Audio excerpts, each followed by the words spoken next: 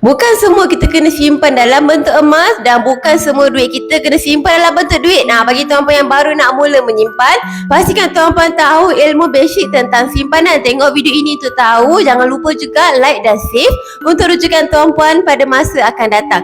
Bagi tuan-puan yang nak mula menyimpan, jangan hanya simpan semua dalam bentuk duit, jangan pula simpan semua dalam bentuk emas. Menurut guru emas saya, Tuan Muhammad Zulkifli Syafi'i, cara yang terbaik ialah kita kena buat dua jenis simpanan. Simpanan jangka masa pendek, simpanan jangka masa panjang. Simpanan jangka masa pendek ni ialah untuk simpanan yang kita guna bawah 2 tahun. Sebagai contohnya, kita simpan untuk bayar road tax ataupun kita nak kahwin tahun depan. Sebaiknya duit ini hanya simpan dalam bentuk duit ringgit, dalam bentuk duit fiat.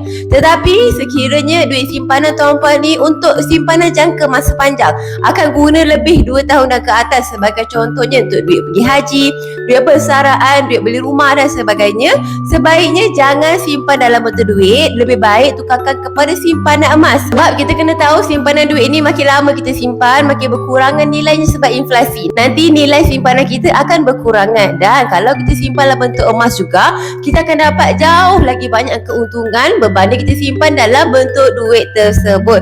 Oleh itu tuan-puan, janganlah hanya simpan semua dalam bentuk duit, jangan pula simpan semua dalam bentuk emas. Sebab itu kalau kita nak menyimpan, pastikan kita simpan dengan ilmu yang betul. Bagi tuan-puan yang nak mula menyimpan dengan ilmu yang betul, terutama dalam simpanan emas, tuan-puan boleh klik link dekat profil saya, daftar terus akaun secara percuma dan terus mulakan simpanan emas dengan serendah RM100 sahaja. Dan ingat, kena konsisten simpan setiap bulan, barulah lebih cepat kita capai matlamat simpanan kita.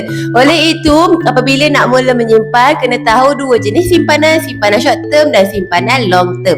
Akhir kata, macam biasalah, senangnya nak simpan emas.